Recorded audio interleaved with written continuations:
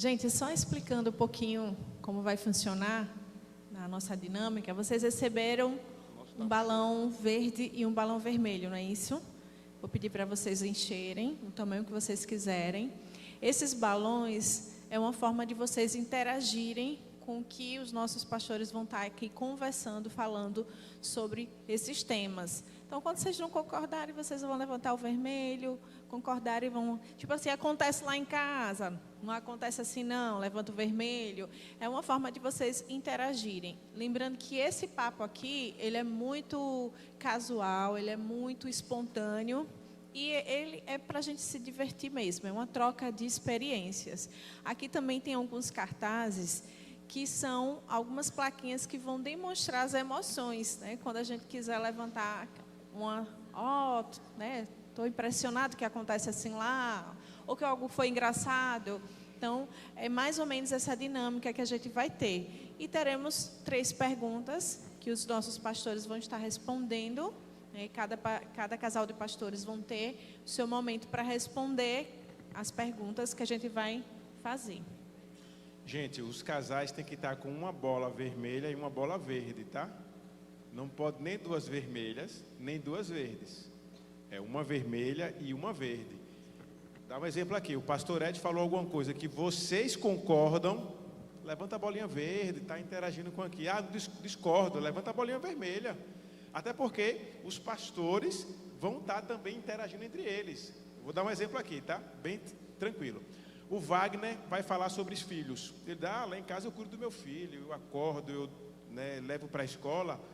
Nina vai dizer, não é bem assim não. Ela vai levantar a plaquinha e vai ficar, será que é verdade? Já pega Tá a carinha aí, interagindo ali. Virgínia, já pega a carinha. Ela ficou surpresa, peraí. Ele cuida dele. Então, vocês vão interagir com a gente aqui, levantando as bolinhas, né? E os pastores vão interagir entre eles também. Tá certo? Gente, esse Fala Sério Amor é o primeiro. Falaremos sobre poder, sexo e filhos dentro dos relacionamentos, né? São assuntos que podem ser, de uma certa forma, desconfortável, mas são importantes, né? São temas desafiadores e o intuito aqui é que gere crescimento nos relacionamentos, que vocês se aperfeiçoem. Porque vai ter coisas que vai ser faladas aqui que vocês vão estar passando ou já passaram, né? E vocês podem se espelhar. É um momento de reflexão. Tá bom, gente? Todos entenderam? Alguma dúvida? Todo mundo com uma bolinha? Aí. Pode fazer. Vamos lá para a primeira pergunta. Vamos começar. Deixa a gente se apresentar primeiro. Ah, é verdade. Vamos deixar os pastores se apresentarem. Quem quer começar se apresentando? Posso começar? Pode. Boa noite a todos. Eu sou... Acho que é o retorno, está muito alto aqui para mim. Vocês estão me ouvindo bem aí? Pronto. Gente, boa noite a todos. Eu sou a Andréa, vim do Espírito Santo, cheguei aqui em 2010. Conheci o meu marido em 2007. Esse ano nós vamos completar 17 anos juntos.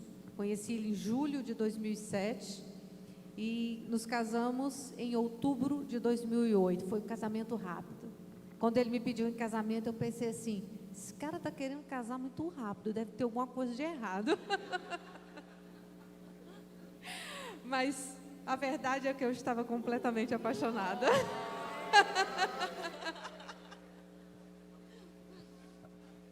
Oi, gente, eu sou o Ed, né? São as lembranças, a gente vai falando sobre isso, vem aquela lembrança, né?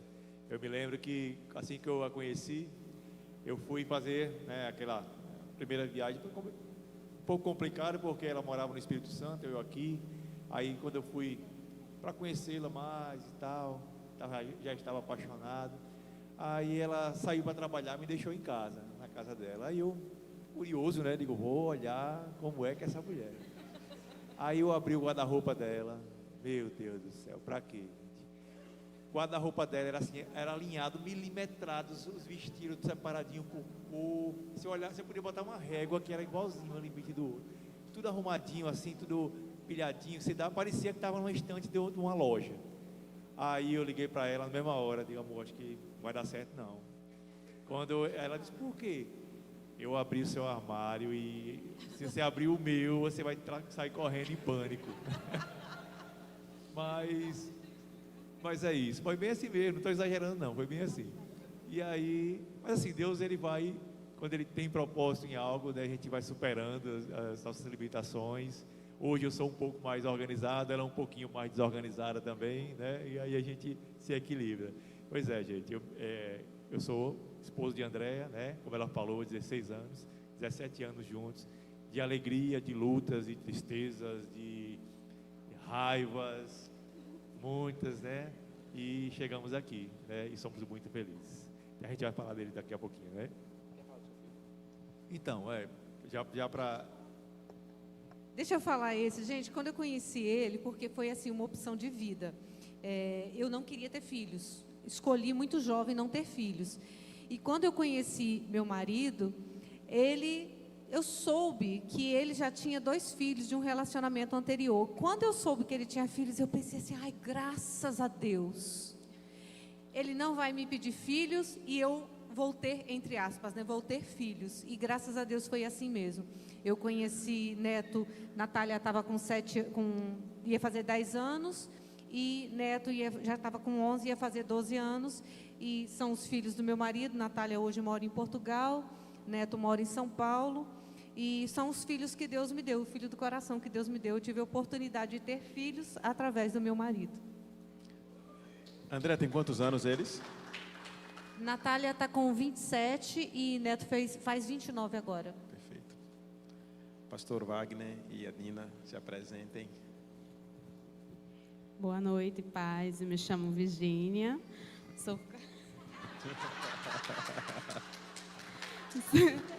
Estamos juntos há 13 anos.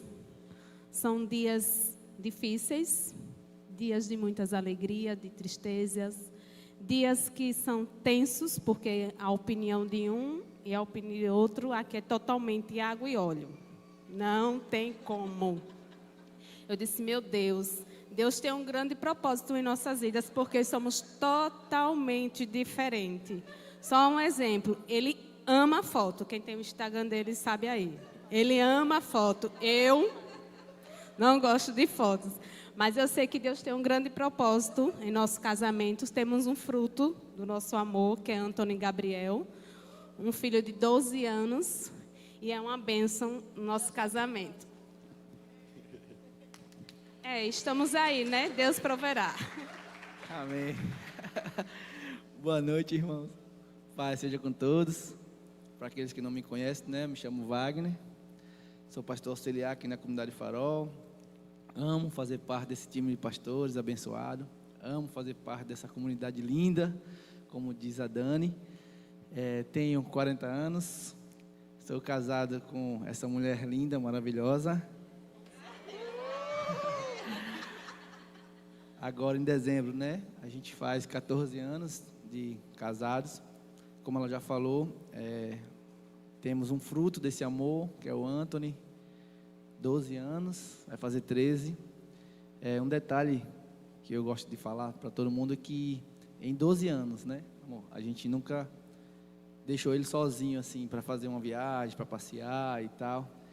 E esse ano a gente está programando isso e já estou com o coração apertado, já estou com o coração... Detalhe, vamos viajar em casal, né? E aí foi um grande desafio. Inclusive, quando a gente comprou a passagem, perguntaram, você está triste por causa da viagem? Aí eu falei, por causa da viagem, não. Porque vai ser um grande desafio para mim. E eu sei que Deus está no controle de tudo e Ele tem um propósito com essa viagem. Quem sabe eu já não volte com outra sementinha, né?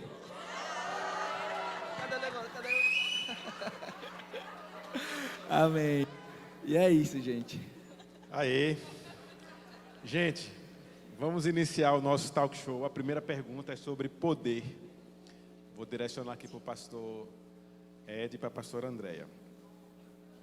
Pastor Ed e pastora Andréia, como o poder é distribuído e compartilhado dentro do seu relacionamento?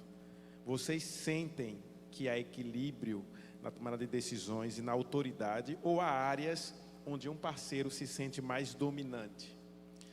Como isso afeta a dinâmica e a harmonia do casamento de vocês? Então, bom, gente, aqui é assim, a gente não vai procurar dizer palavras bonitas de efeito para que vocês, para tentar influenciar vocês. A gente vai falar como é a nossa vida realmente, né? Aqui é tudo valendo mesmo, do jeito que acontece. Vocês é que julguem, né? E tirem, extraiam o melhor ou evitem algumas coisas que a gente vai falar. Então, essa questão de domínio, né? De poder, exercício de poder, lá em casa a gente teve muitos embates no início. Eu acho que todos vão se identificar com isso, né? A gente teve muitos embates até que a gente encontrou um equilíbrio. De que forma que acontecia? Vai ter coisas e teve coisas que a gente cedeu. Eu cedi muitas coisas, por exemplo, essa questão de organização. Não era algo que para mim era importante ou que era algo que eu não podia negociar. Não, eu cedi nisso, né? Melhorei um pouco, ainda tenho muito a melhorar.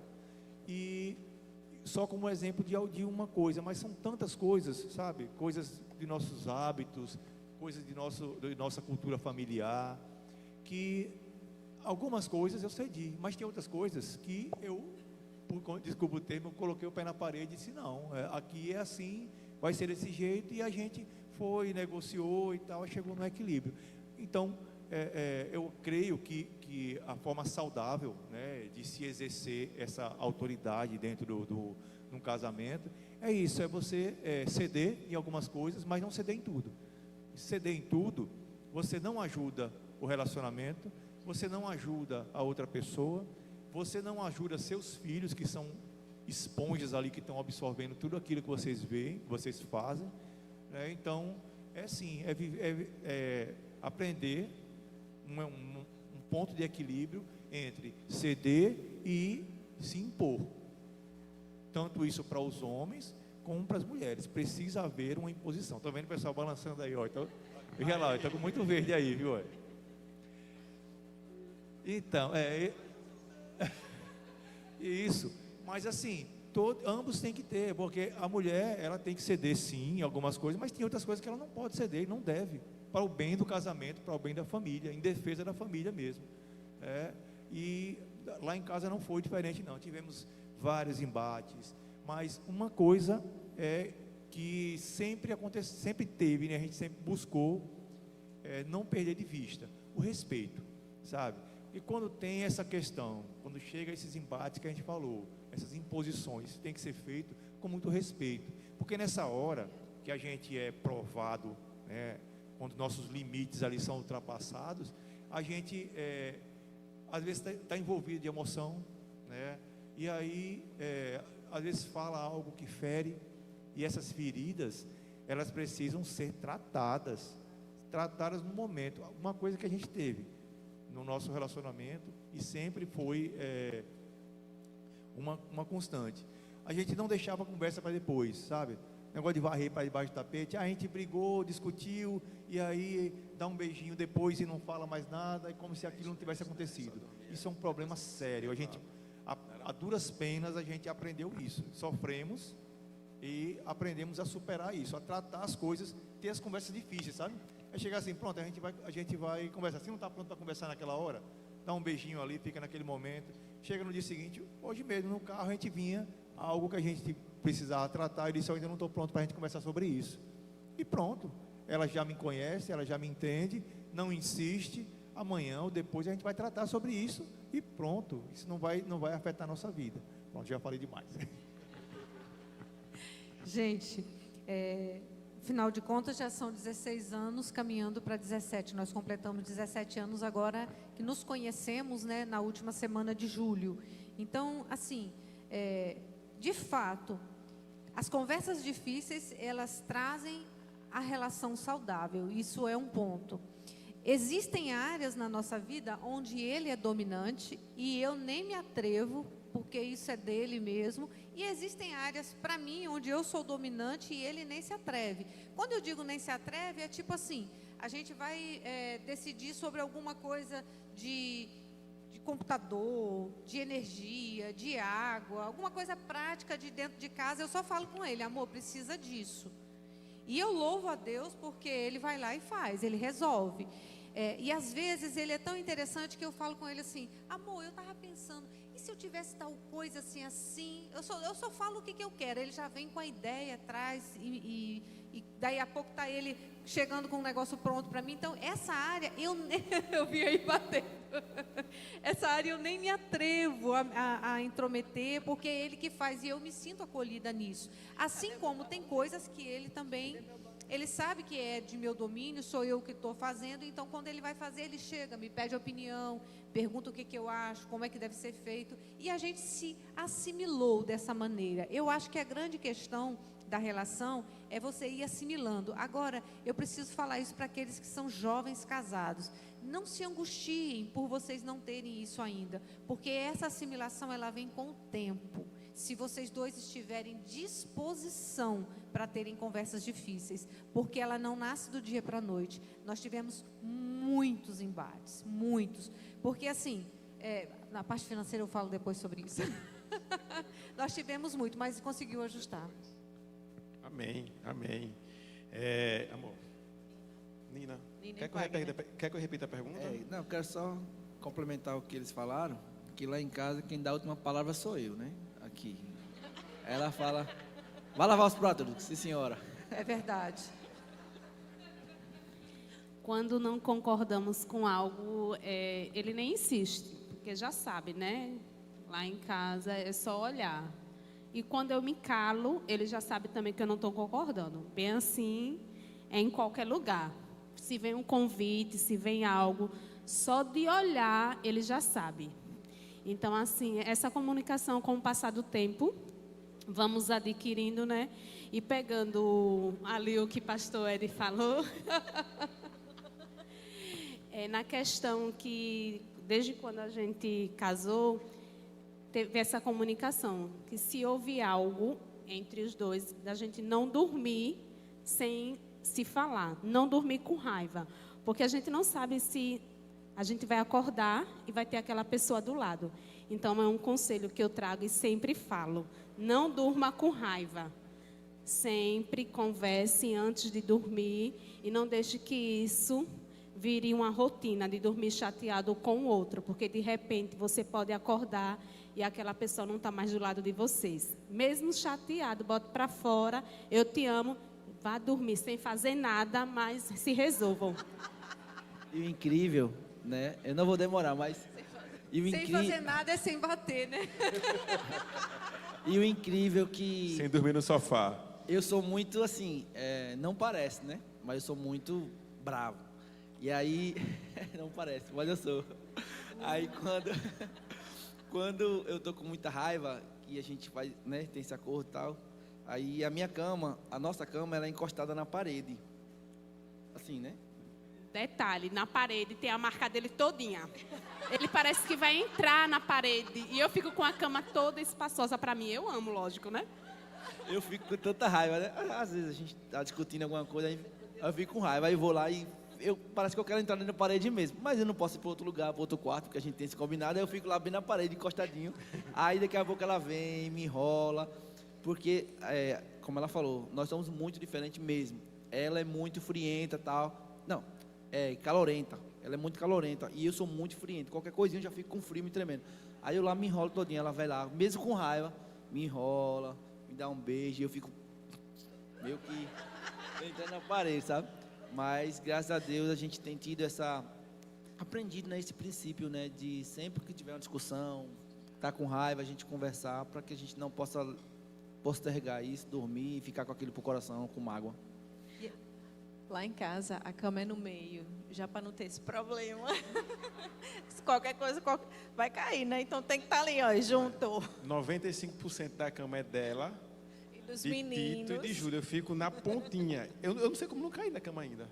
Não, amor, eu acho que agora nós ficamos na beirada e os meninos que tomam Quem conta. manda é Eles agora. dormem no quarto deles e na madrugada eles choram e vão para nós. Ou seja, a gente fica ali no meio, nas pontas e eles no meio. A questão de domínio também na relação, ela tem muita questão cultural, né, das famílias, né? As famílias, você quando vem da sua família, você vem com uma cultura dentro de uma família e o outro veio de uma coisa, na maioria das vezes, totalmente oposta. Isso que ele fala, a gente fala brincando, mas de fato é verdade. Eu estava solteira, morando sozinha, então na minha casa tudo era organizado. Eu me lembro que quando minha sogra foi visitar a minha casa, ela achou estranho que eu secava o chão com a toalha de banho, e era uma toalha branca. E ela achou aquilo muito estranho, mas na verdade era o meu pano de chão, porque eu não tinha nada para fazer, então eu clareava os meus panos de chão. De fato, eu tinha muito tempo. Então, assim, a minha cultura era essa. A gente teve muito embate no início da relação por conta dessa questão mesmo de diferença, né? Porque ele era mais desorganizado e eu era rigidamente organizada. Então, isso foi muito difícil para nós dois nos associarmos, a ponto de isso começar a se inverter, porque hoje ele reclama comigo quando eu bagunço as coisas, viu, gente? Só para vocês saberem, isso pega. Amém, gente? Vamos para a segunda pergunta. Essa segunda pergunta é sobre, né, disciplina de filhos, né? A gente vai começar agora com Wagner e Nina. Como vocês abordam a questão da disciplina e da educação dos filhos em seu lar, né?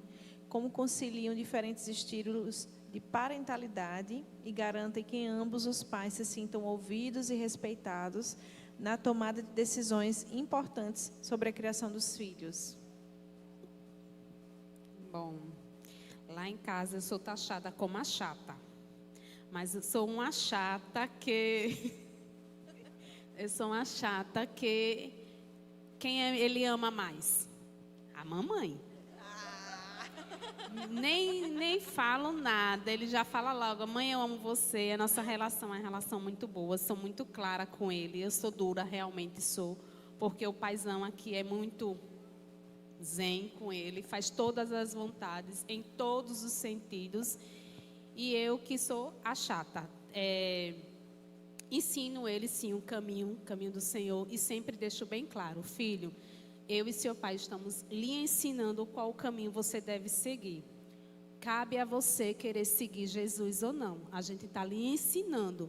A vida com Cristo é de um jeito, o mundo lhe oferece é passageiro.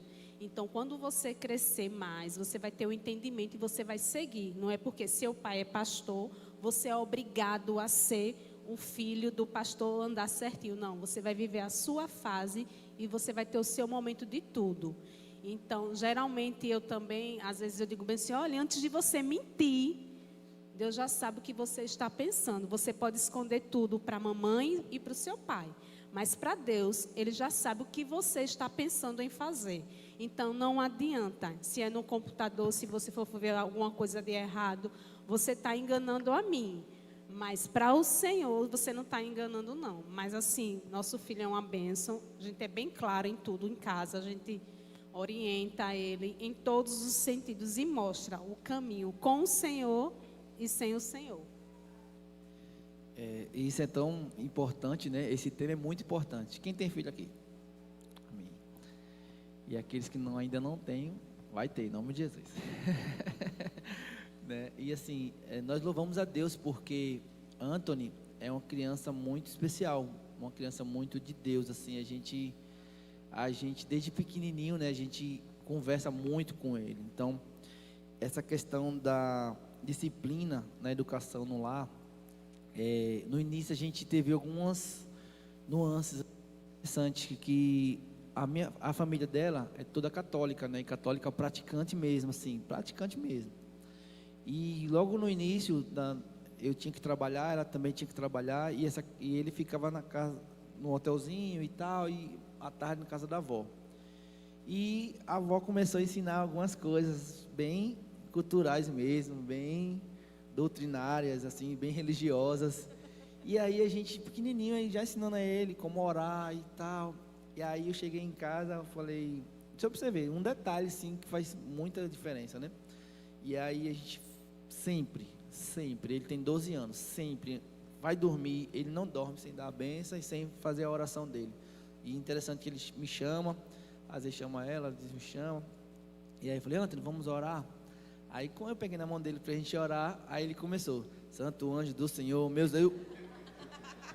Arregalei os olhos assim, nada contra, né, religião, tal, cultura, mas eu achei estranho, porque a gente sempre orava com palavras, conversando, tendo esse direcionamento, né, aí quando ele começou, Santo anjo do Senhor, eu abri o olho assim, aí eu falei, Anthony, e quem ensinou isso? Ela, minha avó me ensinou. Aí eu conversar, ter toda uma conversa, novamente explicar algumas coisas, né, sobre o acesso mesmo, direto ao Pai e tal, sobre o diálogo. Então a gente já começou a conversar sobre questões mesmo de reino, né, de espiritualidade. Hoje a gente conversa tanto sobre educação, como também religião. Ele tem 12 anos, mas a gente fala sobre sexualidade. A gente fala tudo, com vergonha, né, no início, mas eu falo. Detalhe, o homem da relação para falar com ele, com o Anthony, sobre o sexo parte mais da mamãe, porque o papai tem vergonha. Eu tinha vergonha no início, sabe? Eu tinha muita vergonha de conversar algumas coisas. Meu filho tem 12 anos, como já falei anteriormente. Aí, só que ele não tem ainda algumas, eu falo maldade ainda, né? E aí ele anda em meio de casa, nu, correndo. Aí o pai disse assim, rapaz, fale com ele para ele vestir a cueca. Eu digo, o homem é você, meu filho. Você que tem que falar. E ele fica correndo. Mas graças a Deus, a gente conversa bastante, né? Eu acho que o diálogo é muito importante, né? Como o pastor Gidel falou, né? Hoje nós vamos tratar sobre alguns ensinamentos mesmo. E assim, como nós somos pai de primeira viagem, do nosso primeiro filho, a gente teve que aprender sendo, né? A gente nós não somos pais, nós só vamos ser pais sendo pai, né? Tendo essa experiência. Então, assim, para a gente foi muito ímpar essa questão desse convívio, porque hoje Anthony tem 12 anos, eu falo para algumas pessoas que conversam comigo, hoje ele já leu alguns livros da Bíblia, ele já leu Provérbios, já leu Mateus, carta de Paulo a Coríntios, então ele vai lendo ali, vai fazendo anotações. Essa semana eu achei interessante, a gente estava na urgência, domingo, com ela, passou mal, a gente estava na urgência, meia-noite quase, e ele esperando a gente. Aí eu falei, papai, como é que você está e tal? Aí ele falou, tá tudo bem aqui, pai, estou terminando meu devocional. Na hora assim, sabe, meia-noite, ele terminando o devocional dele, né, com Deus. Então a gente ensina isso a ele, ele fica sozinho em casa, tem 12 anos, hoje ele sabe fazer um cuscuz melhor do que o meu, eu não sei fazer cuscuz, ele sabe fazer cuscuz, ele frita o ovo dele, ele é muito dependente. Às vezes eu estou cansado, ela não quer fazer minha janta, isso também é motivo de discussão às vezes em casa. Aí eu digo, Antônio, faça meu café lá. Aí ele vai fazer meu café, ele faz meu cuscuz. Exploração de menores, viu? Detalhe, se não tiver a fim de fazer, não faça com raiva, porque não vai sair bom. Então eu já me aproveito disso e vou deitar. Então, assim, com relação a filhos, pastor, eu acredito que hoje os pais, eles são essa base, sabe? Eu falava com alguém que o nosso primeiro ministério, né, nosso sacerdócio é o nosso lar, é a nossa casa, a nossa igreja. Então, às vezes, eu digo, algumas pessoas falam, por que você não leva ele para a igreja? Por que você não leva ele para a igreja? Porque às vezes a gente passa 3 horários na igreja, né? 7, 10, 17 ou 10 e 17. Eu falei, não, a primeira igreja dele é a casa dele. Ele tem que ver exemplos, princípios na casa dele. Ele tem que ver os pais orando, ele tem que ver os pais conversando, lendo Bíblia. Aí o pessoal fala, não vejo seu filho na igreja, não vejo seu filho com você. Mas ele está sendo doutrinado, ele está sendo educado, né? Na igreja vai ser só mais uma extensão, mais um complemento. Ele vai estar aprendendo comunhão, crescimento e tal. Mas é na casa, é no lar. O lar é a base, a família é a base, o pai, a mãe. Então assim, papais, mamães, ensinem seus filhos, conversem mesmo, sabe? Mas é criança, mas já entende, né? O que é certo, o que é errado, então já direciona no caminho, como minha esposa falou. E está sempre perto, sabe? Está sempre perto, aconselhando, orientando, né? Ela realmente é um pouco mais dura, eu sou um pouco mais mole. Então assim, hoje mesmo eu estava aqui com o pastor Gidel, aqui ajudando com algumas coisas. Aí geralmente ele não faz isso, né? Geralmente ele só almoça 1h da tarde e tal. E hoje ele mandou um áudio. Até achei estranho, eu até abri o áudio alto, pode dar eu ouvir assim, ele, pai, eu tô com fome, não sei o que, você caiu. Achei estranho, e ela até falou, se antes não estiver com fome, peça para o tio levar para casa da avó. Aí eu disse, não precisa não, eu vou para casa rapidinho, faço almoço, depois eu volto.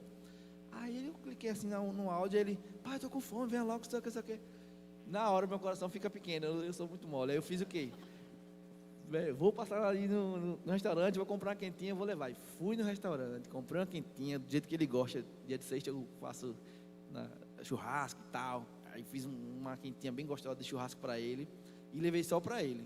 Aí eu cheguei, entreguei a quentinha para ele, para fazer assim, satisfazer a necessidade dele, a vontade dele, e fui fazer o meu almoço.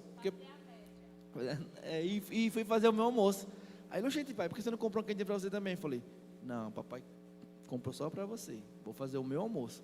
Mas tipo assim, porque eu queria atender rápido, porque ele estava com fome. Então, que eu chegasse em casa, fosse fazer comida, ia demorar, né?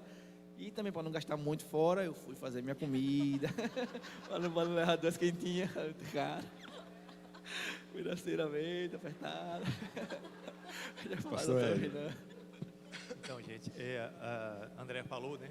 Só para situar vocês, quando a gente se conheceu, meus filhos tinham 9 e 11 anos, né? E aí, só para trazer um pouquinho para saber como era a nossa história, como foi a nossa história, né? Meus filhos, eles foram criados assim, bem afastados de mim. Eu tinha a mãe deles, a gente se separou muito cedo, né? Natália tinha poucos meses, a minha filha tinha poucos meses, meu filho tinha 2 anos. Enfim, vocês devem imaginar, alguns até podem ter vivido algo semelhante. Foi uma separação difícil, houve sim alienação parental, a tentativa de afastar os filhos, e aí muitas vezes pela imaturidade, por diversas coisas, eu cedi, acabei me afastando. Pois eu sou policial militar, né? Eu fui fazer um curso de 3 anos lá no Maranhão, então meus filhos eram crianças, né? E eu fiquei nesse tempo longe deles. Eu vinha uma vez no ano só em Aracaju, e nesse meio tempo também a mãe deles decidiu ir morar fora do país e deixou os meus filhos com a minha mãe. Então, tão novinhos, eles já passaram num tempo vivendo eu e a mãe dele, uma convivência terrível. Depois passou a viver com a mãe deles e a avó materna. Depois passou a viver com a avó paterna. E aí, quando eu voltei do curso, eu tive um segundo casamento. E aí eles vieram morar comigo. Então já teve uma outra pessoa que eles não conheciam, que nunca tinha tido contato. Enfim, foi muito difícil para eles, sabe? Muito traumático. Hoje eu sei disso. E André, ela foi importante demais também nisso, né? Porque eu já tinha meio que, até tristeza de dizer isso, mas eu meio que tinha desistido, sabe, de viver com meus filhos, de ter eles próximos de mim, porque toda vez que tentava me aproximar, a mãe deles sempre tinha alguma, a gente não conseguia se entender, né? E quem pagava, no fim das contas, era quem menos devia, que eram as crianças. Quando eu conheci a Andréia, ela não aceitou a situação. Ela se impôs, não, esses são seus filhos, você vai se encontrar com eles, você vai cuidar deles. E aí ela promoveu essa aproximação. E depois, então eu fui ser pai verdadeiramente quando conheci a Andréia, né? E ela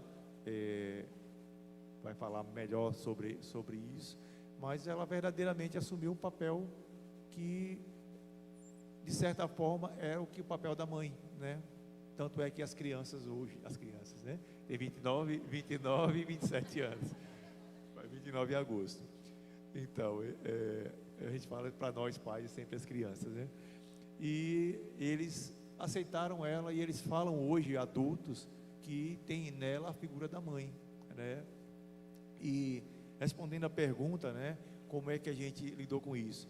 Para mim foi muito difícil, porque a gente estava nos conhecendo, a gente estava naquela fase que eu falei antes, né, de demarcar território ali, demarcar limites, e eles estavam ali no meio. E eu não sabia o que era ser pai, apesar de já ser pai de meninos já grandes, eu não sabia o que era ser pai. Nem tenho carinha para isso, gente. Então, aí eu não sabia o que era ser pai. E tinha aquela coisa de tentar, sabe, aquilo que Wagner falou, que às vezes é bonito de falar, mas às vezes é um erro, essa proteção que a gente dá em excesso para os filhos. E André, ela é disciplinadora, ela gasta o tempo, ela sempre gostou de ter essas conversas, gostou entre aspas, né? Ela sempre quis ter essas conversas difíceis. E era comigo e assim era com as crianças também. E às vezes eu queria, achava que eu estava exagerando, né? Aí às vezes intervia quando não devia intervir e atrapalhava, né? Ou seja, além de eu não fazer o meu papel, eu atrapalhava ela fazer o papel dela. Até eu aprender isso foi muito difícil, porque sempre o meu ímpeto era de correr para proteger.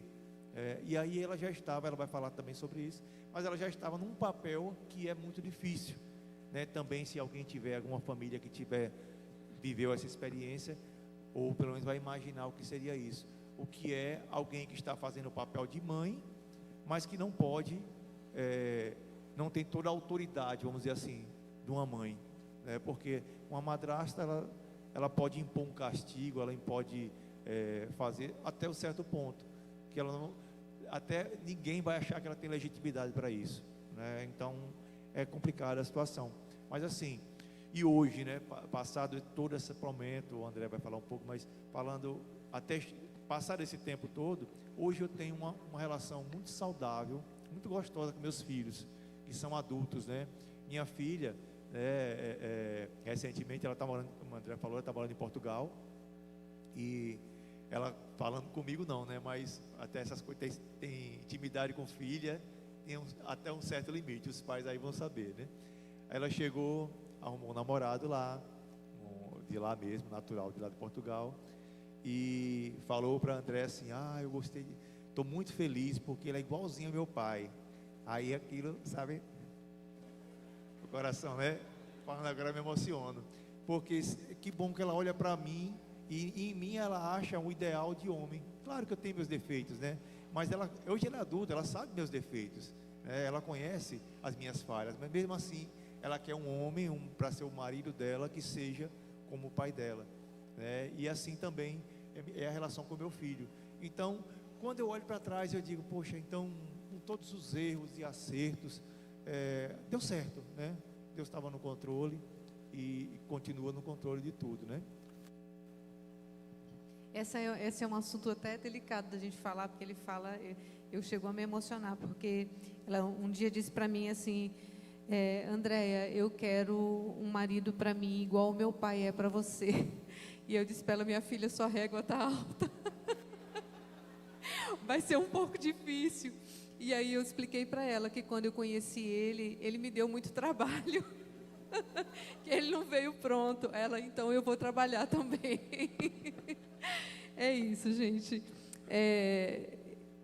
Tem alguém aqui que é madrasta ou é padrasto?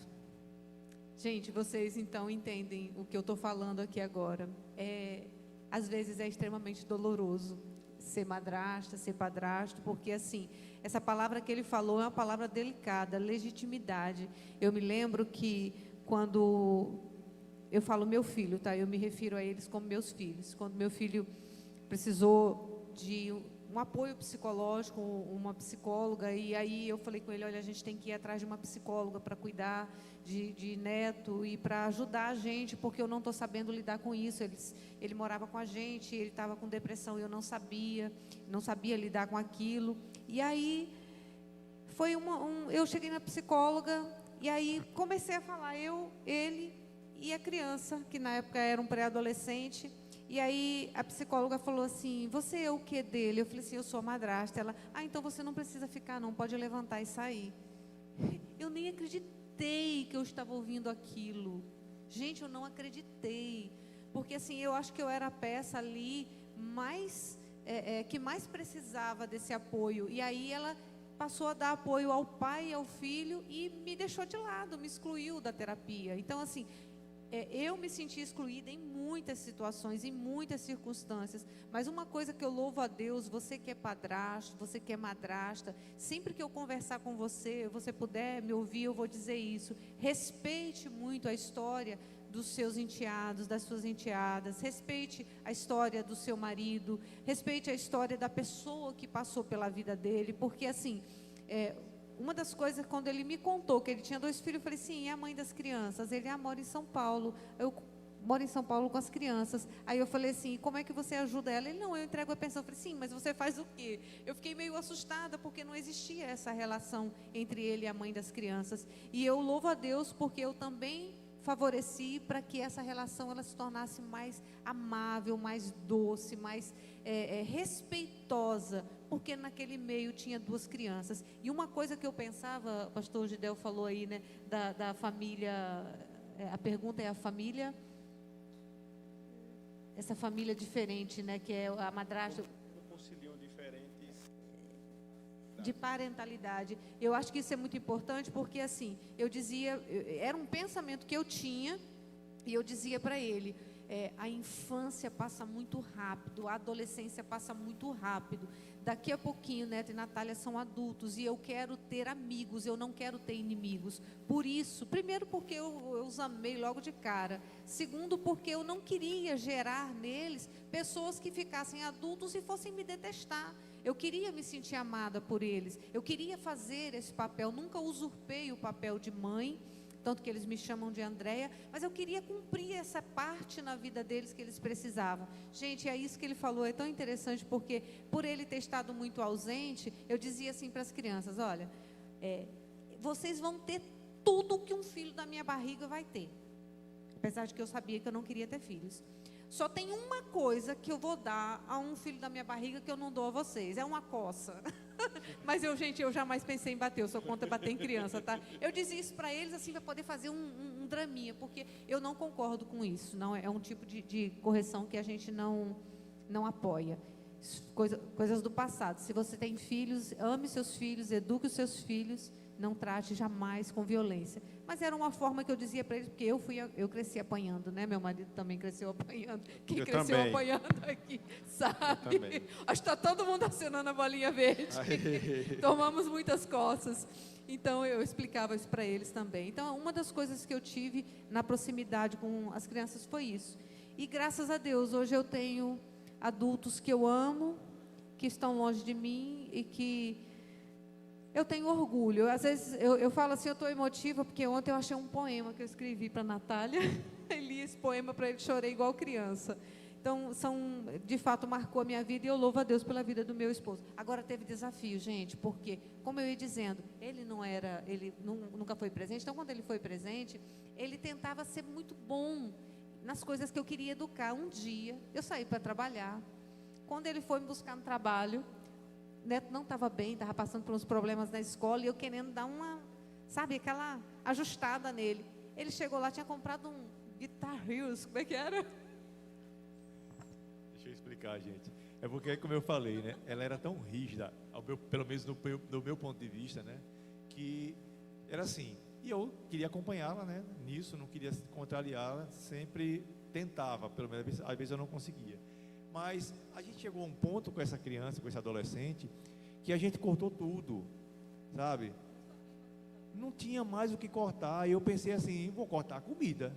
Vou deixar ele sem comer. É o que dá para fazer. Aí eu disse, espera aí, eu lá nas minhas ideias, né, matutando, espera aí, se eu tentei todo tipo de repressão, de punição, não deu certo. Deixa eu ver se eu consigo pelo outro lado. Eu vou dar, deixa eu ver o que ele quer. Aí ele gostava muito de videogame, né? Aí eu comprei um Guitar Hero, que era uma guitarra que você, como se fosse um controle de videogame, que é uma guitarra, né? Aí cheguei, né, todo contente para dizer para ela que eu tinha feito, olha, uma tentativa aqui. Ela ficou. Aí ela me aí esse dia. Gente, foi dramático, mas foi hoje, olhando para trás, é engraçado. Deixa eu dizer uma coisa para vocês que têm filhos e crianças. Depois que as crianças, que hoje já são adultos, cresceram, por diversas vezes, quando eu estou conversando com eles, eu peço perdão. Eu falo assim, olha, perdoa, porque eu fui muito incompreensível, eu fui muito dura. E eles falam para mim, André, você foi o que a gente precisava. Então, tenham essa consciência, vocês que estão com um filho criança, ou quem já tem filho adulto sabe o que eu estou falando, né? Eu estava conversando com um casal ali, que eles chegaram, né, no início, e estavam dizendo sobre isso, que os filhos já saíram de casa, né? E eu acho que depois que eles saem, a gente fica com aquela sensação, nossa, eu acho que eu podia ter feito mais. Essa sensação que fica, eu podia ter feito mais, eu podia ter sido melhor, eu podia ter sido mais doce. Mas talvez eles só estão onde estão e alcançaram o que alcançaram porque passaram por essa trilha. Então, tenham muito amor aos filhos de vocês, conversem muito, conversem. Gente, eu e meu filho, a gente conversava tanto, que às vezes eu estava andando dentro de casa, quando eu virava para trás, eu pisava no menino, porque a gente era muito grudado. Natália também, Natália teve um tempo morando em São Paulo, depois voltou para morar com a gente, e foi assim uma experiência incrível, tê-los como filho, para mim é uma alegria. Pode ir, é rápido? Não, gente, só porque assim, uma coisa que depois que a gente passa, né, alguns podem estar nessa fase, ou de ter esse entendimento, ou isso pode ajudar alguma coisa. Às vezes a gente, acho que a maior falha, a maior dificuldade que nós pais temos, é que a gente ama nossos filhos. Todos nós amamos nossos filhos, queremos o melhor para eles. A gente tem uma coisa que eles não têm, é a experiência, né? A gente viveu, passou por muita coisa, quebrou a cara em muita coisa, que hoje a gente pensa assim, por esse caminho eu sei onde vai dar. Só que tem duas coisas aí, né, envolvidas nessa constatação. Primeiro, que os filhos, do mesmo jeito que você teve o seu direito de tomar suas decisões e cometer os seus erros, os seus filhos têm direito a cometer os próprios erros, né? A gente tem que respeitar isso. Às vezes a gente, por amor, quer dizer, não, você não vai por aqui porque eu sei onde vai dar. E outro ponto que tem nessa constatação é que a gente pensa que sabe onde vai dar, sabe? Porque tal coisa, tal escolha foi ruim para a sua vida, isso não quer dizer que vai ser ruim para a vida dele. Porque você decidiu por tal profissão, isso não quer dizer que para ele vai ser bom também aquilo. Então um erro de nós pais que amamos é querer que os filhos não sofram. Mas a gente é quem é hoje é porque sofreu, é porque quebrou a cara. Então, às vezes o melhor que a gente pode dar a um filho, a gente estava falando disso outro dia, né, amor? A melhor coisa que você pode dar ao seu filho, muitas vezes, é a frustração. Exatamente. Sabe? É um dos maiores, vou dizer assim, é um dos maiores presentes e mais difíceis da gente dar a um filho, é a frustração. É dizer a ele que ele pede tal coisa e você dizer não. Quando você até poderia se esforçar, né, Wagner? Pastor Wagner, a gente podia se esforçar, correr lá e fazer, eu sei que é isso, eu retiro essa fase. E você chegar e dizer, decididamente, por amor a ele, dizer, eu não vou fazer. Pastor a gente fica com as lágrimas do rosto mesmo. Fazendo um adendo, né, nisso que você falou, aconteceu ontem. Uma coisa que você falou sobre a questão do amor, eu não tive a figura paterna do pai, né? Pastor Zohar fala muito sobre isso, sobre a figura paterna, né? Você suprir essa ausência, né? Então, como eu não tive a figura paterna na minha vida, só tive minha mãe que me criou, não tive meu pai. Então, assim, eu sofri muito, teve muita falta na minha vida. Então, eu coloquei na minha cabeça, não, para Anthony não vai faltar nada. Para Anthony eu vou dar tudo que eu não tive eu vou dar para ele. Então, eu querendo suprir essa ausência que eu tive na minha infância, a psicóloga vai poder explicar melhor isso, né? E aí eu quero suprir com todas as coisas. E ontem aconteceu o seguinte, eu estava um pouco estressado, né? Discutindo no carro e tal. Aí Anthony fala bem assim, pai, me dê seu celular. Aí pela primeira vez eu estava estressado com outra situação, mas se fosse em outro momento, tá bom, vai lá. Aí dá o celular a ele, sempre, eu nunca deixava. Mas ontem eu estava meio estressado, aí eu falei, ele, pai, me deu o celular. Eu falei, não. Como ele nunca ouviu um não meu assim, acho que ele nunca ouviu um não. Aí ele se assustou, aí ele, não. O engraçado foi a fisionomia e o tom da voz que ele falou. Ele falou, pai, me deu o celular aí. Aí eu falei, não, acho que ele não esperava eu dizer não, né? Aí, pai, me deu o celular aí. Eu falei, não. Aí ele, não? Aí eu, não. Aí eu peguei e saí de perto, porque se eu ficasse perto, meu coração ia chorar. Ia chorar. Aí eu saí de perto. Gente, fui pra longe. Isso que o Ed... Mais detalhe, ele ficou sentido, viu? Eu poderia ter dado o celular a ele, Chorou no amor. banheiro. Eu olhei para a cara dele assim, não acredito nisso não, que você vai dar o celular. Agora não. Se você já deu o não, tem que permanecer o não. Mesmo que depois de meia hora você deu o sim, mas logo de imediato você deu o não e vai dar o sim de imediato, aí você não está corrigindo. Gente, isso que o Ed falou e o que o Wagner também falou sobre frustrar os filhos é importante. É melhor você começar a ensinar a frustrar ele em casa do que ele se frustrar fora. Dizer não não pode ser uma exceção, tem que ser uma regra como se fosse um sim também, né? Lá em casa a Julinha, eu sou mais rígido, né? Juliana é a mais branda, eu vi aqui que a pastora André era mais rígida, Nina é mais rígida, lá em casa sou eu. E um dia eu estava ensinando a Julinha o dever dela, a lição de casa, e eu me estressei com ela. 4 anos, para ela recortar com a tesoura, eu disse: Ana Júlia, recorte onde está tracilhado certinho. Aí ela começou a tracilhar e errava, invadia na figura, cortava. Eu disse: Ana Júlia, você não está fazendo o correto. Ela olhou para mim e disse: papai, eu sou uma criança. Nossa! Eu estou As bolinhas cortando verdes aí. como uma criança. Aí eu me rendi, eu disse: cara, como é que eu estou cobrando? Eu sou metódico. Eu tenho muito medo dela virar metódica. E essa semana minha sogra chegou para mim e disse: Del, Juliana está virando você. Eu disse: como assim? Ela está virando metódica. Eu disse: não, pelo amor de Deus, não. Porque assim, eu sou organizado em demasia. Eu sou organizado. Eu fui militar já. Quem passava na minha farda era quem? Eu. Porque eu queria ouvir. Porque eu queimava. Certinho. Dia de domingo eu estava 4 Ou horas fazia assistindo o 2 jogo. bingos. Assistindo o jogo e limpando o sapato, lustrando o sapato. É para certinho. Então eu tenho medo de minha filha ficar assim, metódico, porque é atraso para a vida. Né? Ser metódico. Não, agora que eu estou aprendendo, olha, meu amigo, feito é melhor que perfeito. Né? Ser flexível. Mas aprendam a frustrar os seus filhos. Principalmente quem tem filhos novos, pequenininhos. Aprenda a dizer não. Não vai. Juliana Lencar está esses dias estressada. A gente cortou a televisão. Olha, sem televisão. E se continuar, vou cortar o patinete, vou cortar isso. Corta comida. Não vou chegar nesse extremo de pensar em cortar a comida. Depois. Gente, vamos para a terceira pergunta. Terceira e última pergunta. Vamos falar sobre sexualidade. Calma. Vou começar aqui com o Ed e com a Andréa, tá? Pronto, eu vou começar falando. Qual é a importância, pastor Ed e pastor Andréa, do diálogo aberto e da comunicação franca sobre questões sexuais no seu casamento? Como vocês mantêm a intimidade, a conexão emocional em meio a pressões e desafios diários?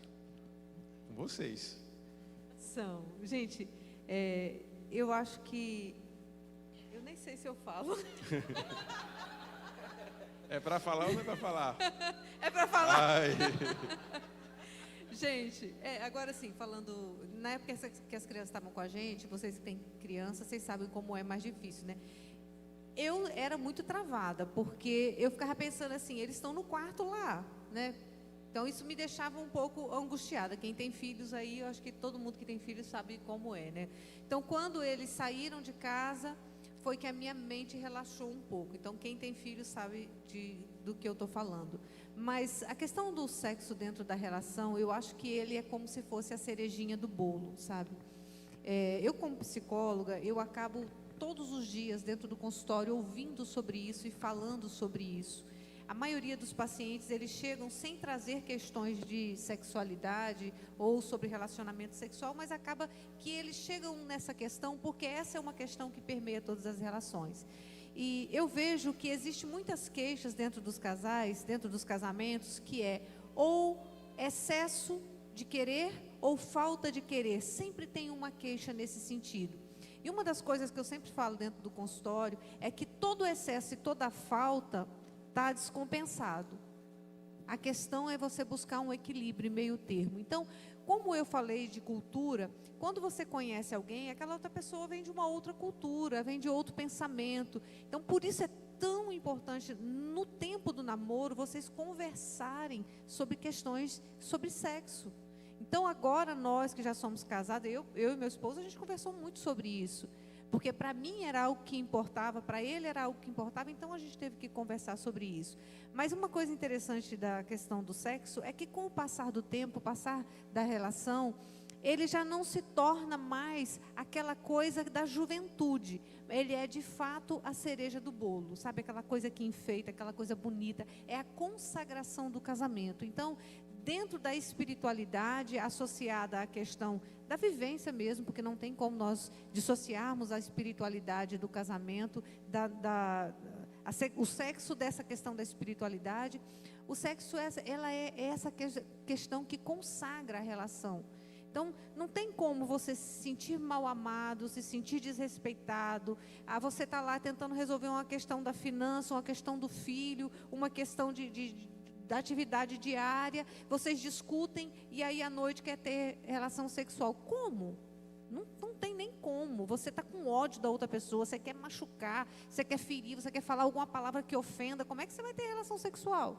Então, isso não condiz. Então, por que é tão importante essas outras questões, elas estarem muito bem alinhadas? Para que a gente saiba viver bem a questão do sexo também.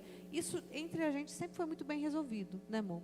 Eu acho que até pela experiência que a gente já tinha vivido, de frustrações em relacionamentos anteriores, a gente conseguiu alinhar isso. Mas no tempo das crianças em casa, era difícil. Então, gente, eu vejo assim que... outro dia, né, eu estava ouvindo uma mensagem, um trechozinho de uma pregação, e o tema era outra coisa, mas o que me marcou foi algo que ele disse, que não era nem a ideia central, sobre insatisfação. Ele falando que quando você está insatisfeito em alguma área da sua vida, aquilo contamina a sua vida toda. Se você está insatisfeito, por exemplo, na sua área financeira, porque você queria ter um padrão de vida e você não tem, aquilo ali já começa a contaminar as outras áreas da sua vida. Daqui a pouco você está insatisfeito com os filhos que tem, você começa a colocar defeitos, você está insatisfeito com a esposa, com o esposo que você tem, aí você está insatisfeito com o seu trabalho, e aí e uma coisa vai contaminando a outra, e aí, como ela falou, né, isso ela vê no consultório, profissionalmente, pessoas que chegam lá se queixando disso. Quando vai analisar e vai olhar mesmo a fundo, que a queixa daquela pessoa não é aquela, sabe? Aquilo ali é apenas o que ela elegeu como seu problema. Porque o que a gente elege como nosso problema, não necessariamente é o problema central, né? É a fonte do problema. Às vezes é só um sintoma. E assim, num relacionamento que a gente tem que cuidar, né, do respeito, né, sempre cultivar, né, essa admiração pelo outro. Acho que não pode faltar isso, sabe? Você olhar as qualidades que você ama no seu cônjuge, sabe? Parar de estar olhando tantos defeitos, porque os defeitos, eles existem e precisam ser corrigidos, e são tratados, como a gente falou aqui, né, quando eu falei no início, tendo aquelas conversas difíceis, não esperando juntar, e na hora que você não aguentar mais, você jogar todos os problemas. E você que faz isso, e você fez isso e aquilo. E aí você tem uma lista gigante de problemas para jogar em cima de observação, jogar em cima da pessoa. E às vezes você está vivendo isso e espera, né, elege como um problema, porque minha esposa, a gente não consegue ter uma vida sexual do jeito que eu queria, ativa. Mas como? Se vocês não estão bem na relação em si, se não há respeito, se não há admiração pelo outro, é por obrigação? Se for por obrigação, gente, não funciona. Lá em casa até é um pouco invertido as coisas, né? Existe um estereótipo, né, de que o homem que quer sexo tal, e lá em casa é um pouco diferente. Minha esposa é assim, às vezes a gente tem um problema, lá tem algum desarranjo durante o dia, e à noite não foi tratado aquilo, não foi resolvido. Para mim, não estou no clima, não quero. Não venha me cutucar, não. Se na casa de você é diferente, aqui não. Lá em casa é o contrário. Aí não venha me perturbar, não. Aí Mas mesmo que seja na casa de vocês seja diferente, mas sempre vai ter um que está nessa situação e vai se identificar com isso. Não adianta, se não está bem, se não há respeito, se você não se sente amada, respeitada, o sexo passa a ser alguma coisa, desculpa o termo, mas passa a ser repugnante. É um ato que, se você for olhar, que sem amor, sem o carinho, sem ser por uma pessoa que você deseja, que você quer estar ali junto naquele momento, é algo repugnante, né? Desculpe o termo, estou falando para aqui para adultos, se tiver chega a se comparar a um estupro, de certa forma. Então, precisamos respeitar isso, né? Precisa ser algo natural, como o André falou, como o pastor André falou, é a cereja do bolo, né?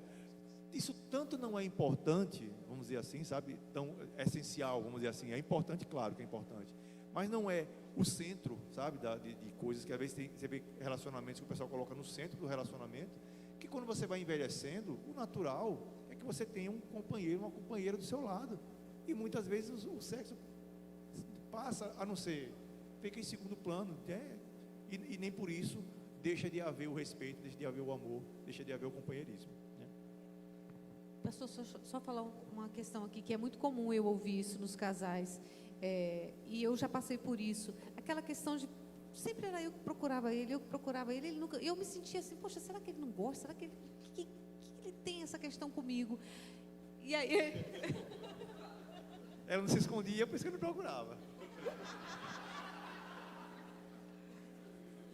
Aí eu fui falar com ele assim, falei, amor, por que só eu que procuro você? Você nunca me procura. E ele me falou uma coisa que eu nunca imaginei que eu fosse ouvir, nunca. Ele disse para mim assim, eu te respeito, eu acho que se você não me procura, é porque você não está afim. E eu jamais quero te procurar e ter relação com você se você não quiser.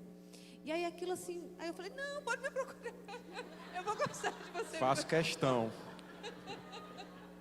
Eu vou me esconder. Eu vou me esconder. Mas isso, gente, parece que a gente está falando do sexo em si, mas não é. É da sensação de ser desejada. É a sensação de saber que o outro te quer. E o sexo, ele acaba sendo, claro, algo maravilhoso, mas antes disso, ele é a satisfação de saber que você realiza o outro. Então, se você não tem um sexo assim no casamento, se você não está preocupado em realizar seu cônjuge, com certeza não vai ser bom. Vaguinho. Bom, como eu vejo, né? Como tem sido.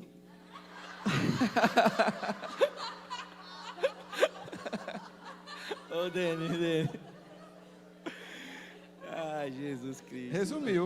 Resumiu já. Rapaz. Resumiu a Vai, Lina, realidade de agora... quantos por cento aqui. Hoje vai dormir colado na parede. A gente conversa, né, bastante e assim, eu acredito que realmente é um tema muito importante, né, para nós casais, né? Mas assim, existem coisas que precisam ser melhoradas no relacionamento, como já foi falado aqui, né? A questão da empatia mesmo, do respeito, de se colocar no lugar do outro, de entender ali o momento do outro. Só que assim, ambas as partes, né? Assim, eu mesmo, diferente de Ed, eu queria todo dia, toda hora. E aí, assim, às vezes a pessoa tá lá de touca, tal, aí já... Detalhe, quando eu já sei, eu boto a touca, porque eu não estou afim, aí eu boto a touca, mas mesmo assim, Rapaz, irmãos, Juliana creiam, fazia a mesma com coisa. touca ou sem touca, Parecia. ele vem. Juliana parecia... Acabou, desculpa aqui o termo, touca, tá? misericórdia. Aí, que nem o Parecia um cara, menino bota de lá rua, aquela botava camisa, uma touca aqui. bota aquela camisa de candidato lá, misericórdia, para dormir. Jesus amado. Mas eu acho que acredito que vale o relacionamento, né, as preliminares, né, como foi o dia, né, eu acho que faz muita diferença, né, na hora do envolvimento. Então, o diálogo, né, a importância do diálogo, como foi a pergunta, eu acho que, no meu caso, às vezes, tipo, eu me estresso muito, às vezes, né, muito fácil. Então, às vezes, como o Ed falou, né, eu sou muito diferente de Ed nesse sentido, tipo assim, quando ele não está, tá estressado enquanto não resolver, né? Eu não, mesmo estressado, topou, aí vai embora. Então, Nina está se escondendo demais. Você está procurando Estressado, vai demais. estressado desse negócio. Mas, com tudo, mas assim... Gente, vocês estão vendo as diferenças. Eu acho que Deus gosta de tratar a gente. Então quer dizer que Virgínia é Rivotril. velho. Eu penso, para não perder o momento, para não perder a oportunidade, senão daqui a pouco só daqui a 30 dias de novo, misericórdia. Rivotril. E detalhe, se eu não tiver afim, não vai não. Pode vir com carinho. Eu digo, o dia todo, você nem me deu um oi, perguntou como foi minha rotina no trabalho. E agora você quer namorar? Ah, pois, meu filho, fica aí sozinho, viu? Eu vou dormir. 7 horas, 8 horas, estava dormindo, eu digo, misericórdia. Aí, pra você ter ideia. Abraça a parede, né? Abraça a parede. Mas eu acho muito importante, sim, esse tema, porque eu acho que, como eles falaram, a cereja do bolo, né? Acho que dá um complemento, ajuda, fortalece. Você quer ver, renova as energias, né? Você quer ver a pessoa sorrindo ali, feliz, né? Praticar com mais frequência, eu acredito que... E criar um código também, né? Lá em casa no quarto tem uma luminária de lua, bem bonita assim, né? Aí a gente criou um código. Aí a gente só falava assim, e aí, hoje tem lua? Aí se dissesse, tem lua. Aí assim, hoje à noite tem lua, hein? Pronto. A luminária tá lá, ela se tornou o nosso código. Pois quando dizia, hoje, sei o quê? Pronto, já matava, já acabava o clima. Hoje, vai, não. Quando dizia... Não, é detalhe.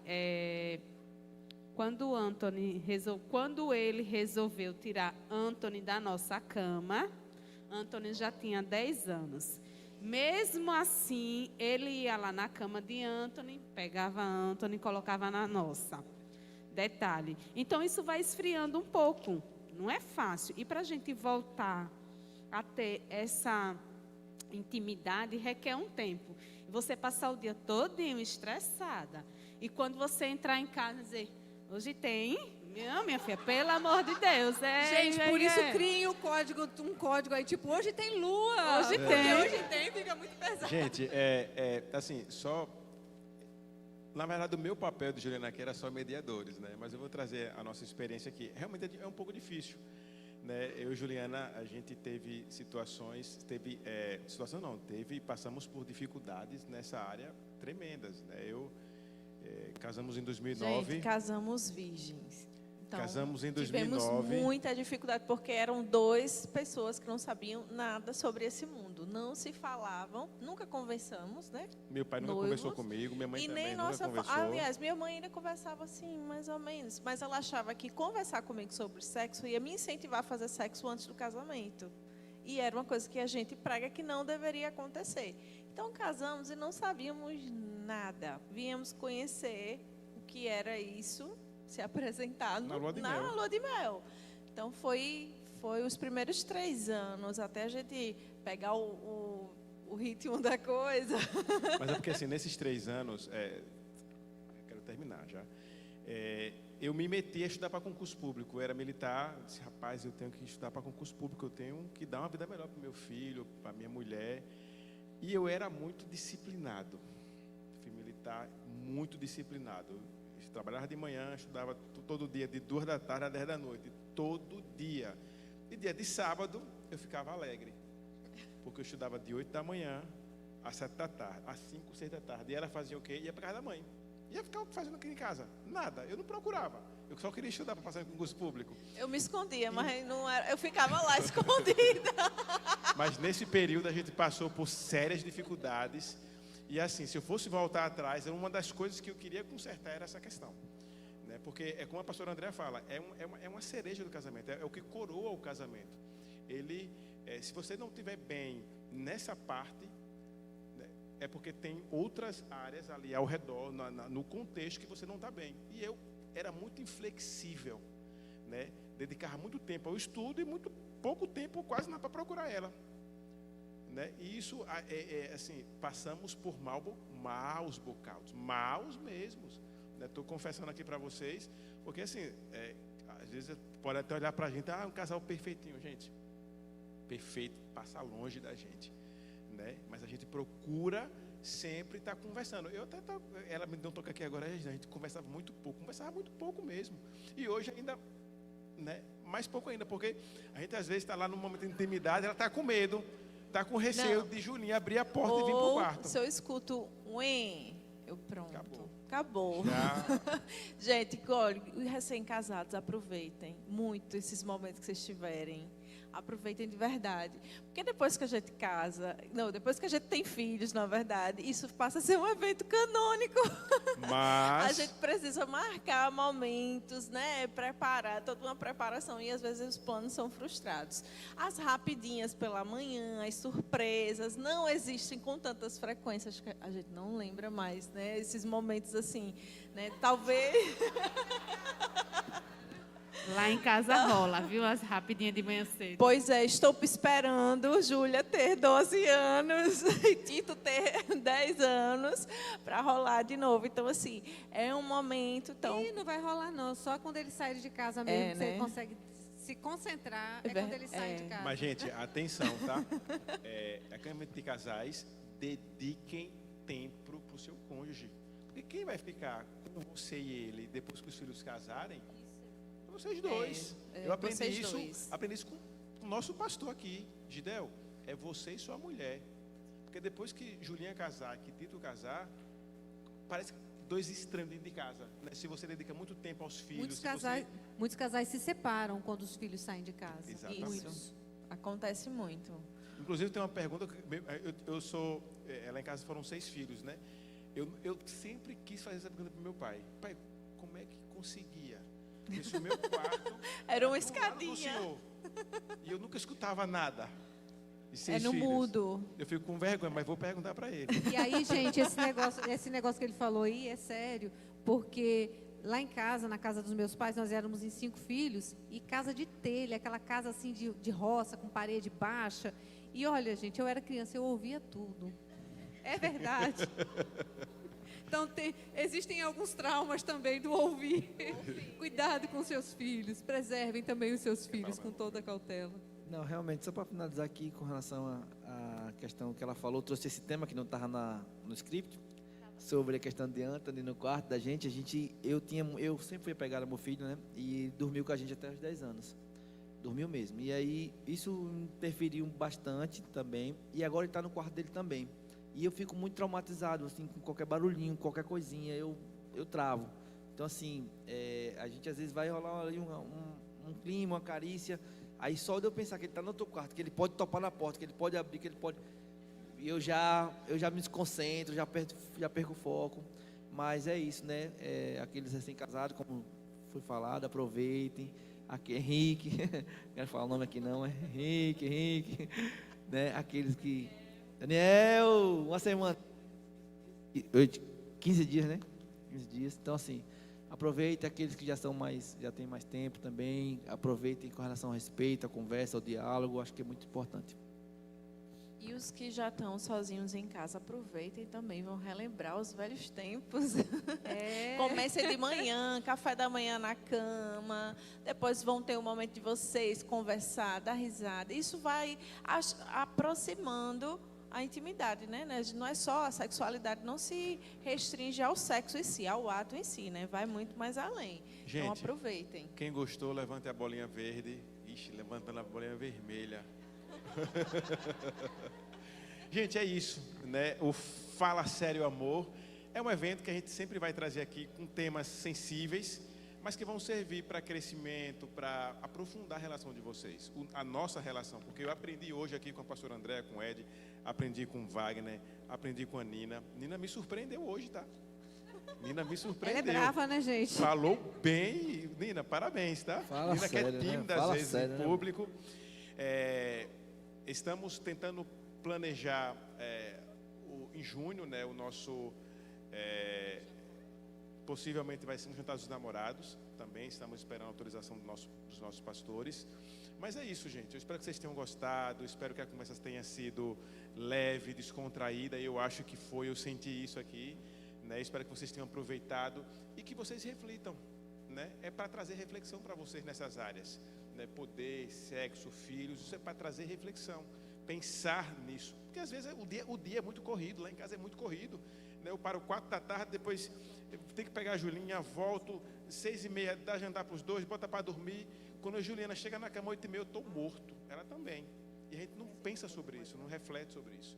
Amém, gente? Quero que vocês se levantassem. Pastor, deixa eu só te falar uma coisa, então, para Pode. encerrar aqui. Pode. Gente, só para vocês irem para casa pensando em uma coisa. Recentemente eu estava conversando com o meu esposo e a gente vinha em muitas atividades, e a gente tem essa questão de ter muitas atividades diárias, né? Eu trabalho, ele trabalha como pastor Gidel, como os pastores aqui também trabalham, além de dar conta da igreja. E às vezes a gente entra nesse looping de trabalho, casa, filho, cuidado com o outro, e você esquece um pouco da relação, porque quando você chega em casa, que você relaxa, ao invés de ter um momento de namoro com o seu cônjuge, vocês vão dormir, ou vão assistir televisão, assistir um filme, vocês relaxam de outra forma. E às vezes o tempo que você precisa se dedicar para o outro, para satisfazer o outro, e para se satisfazer é tão pouco, sabe? É tão rápido que você consegue satisfazer o outro e terminar e dormir satisfeito também. Por que eu estou falando isso? Para que não corra o risco de vocês se tornarem sócios em uma empresa bem-sucedida. E o nome dessa empresa vai ser o casamento. Porque tem pessoas que são ótimos como marido e mulher, são ótimos pais, são ótimos donos de casa, são ótimos na igreja, estão ótimos em tudo, só não conseguem ter uma vida sexual plena. E uma hora, esse vazio, ele vai se tornar algo grandioso, porque vocês vão ter um problema em qualquer outra área, e aí essa área vai estar, infelizmente, fragilizada. Vocês vão estar como sócios de uma empresa bem-sucedida, que uma hora ela pode falir, né? Infelizmente, essa é uma questão. E só uma coisa que eu pedi para falar aqui: quem é o casal mais novo, recém-casado aqui? Daniel. Amém, amém. Pastor, vamos orar por eles? E eu quero orar também por um outro. Aliás, não precisa nem chamar, porque se eles quiserem vir aqui à frente, né? Nós temos o casal. Tem alguém aqui com mais de 64 anos de casado? Aê! Seu Mamed! Eu perguntei porque vai que alguém tivesse mais de 64 anos do que seu Mamed e sua esposa. Nós vamos estar orando também, pastor Gidel, né? Pelo seu Mamed, pela esposa, pelo casal recém-casado aqui também, que representam as nossas famílias. Amém. O início e uma vida bem-sucedida de relacionamento. Amém, gente? Doutora, antes da gente orar... já que vão orar pelos casais, né? Provérbio 18 diz assim, que quem encontra uma esposa é como se tivesse achado um tesouro, né? Recebeu do Senhor uma bênção. Então, possamos desfrutar dessa bênção que Deus nos concedeu. É a palavra do Senhor que diz em Provérbio 18, 22, que quem achou uma esposa, quem encontrou, sabe, quem conseguiu, né? É como se recebesse do Senhor uma bênção, de fato, um tesouro, encontrou um tesouro. A pessoa que está do seu lado aí é um tesouro, é um presente de Deus para você e para a sua vida. Amém? Hoje Deus tem, abençoe a viu? todos. Hoje tem. Hoje tem. Gente, eu queria que vocês aplaudissem o pastor Ed, a pastora Andréia, o pastor Wagner, a Nina. Aqui é uma pequena lembrança, né, para eles. Aceitem de coração. E eu queria convidar aqui, na verdade, o pastor Ed, para estar orando pelo casal mais antigo que tem aqui, 64 anos. Gente, a vida deles... Já imaginaram que a vida deles de casado é maior do que a vida deles de solteiro? Bem maior. Se não for o dobro aí já. Não, bem maior. E aqui o Daniel e a Érica. Fale isso não, rapaz. Gente, pode ficar de pé, por favor. Vamos orar, vamos encerrar. Depois tem um bolinho ali, tem um café, tem um refrigerante. Se vocês quiserem se chegar ali, conversar, é um momento de conhecer pessoas também ali. Também, gente, tem o nosso painel ali, instagramável. Fiquem à vontade para tirar foto, para registrar esse momento de vocês, né, que estiveram aqui. E Deus abençoe cada um de vocês. Deus abençoe os pastores que, né, prontamente estiveram conosco hoje, trocando tantas experiências, nos edificando. Quero agradecer também a nossa diretoria, que bravamente, né, trabalhou pela nossa, né, por esse evento. Agradecer a Henrique e a Moisés, que contribuíram, né, conosco no louvor. Quero agradecer também a Aline, Alex e a Geise e a Laércio, que estiveram lá, né, recebendo os casais, né, sempre nos ajudam, estão sempre prontos para nos ajudar, né, nas organizações dos eventos. Deus abençoe, em nome de Jesus. Gente, antes da gente começar a orar, o Jefferson, ali, o nosso marqueteiro, pediu para tirar uma selfie aqui. Eu acho que dá, né? Tem um braço grande. Voltou para cá, acho que tem que juntar mais, gente. Tem como juntar mais aqui? Aqui no meio. Gente, as fotos que vocês tirarem ali no painel, por favor, marquem a comunidade.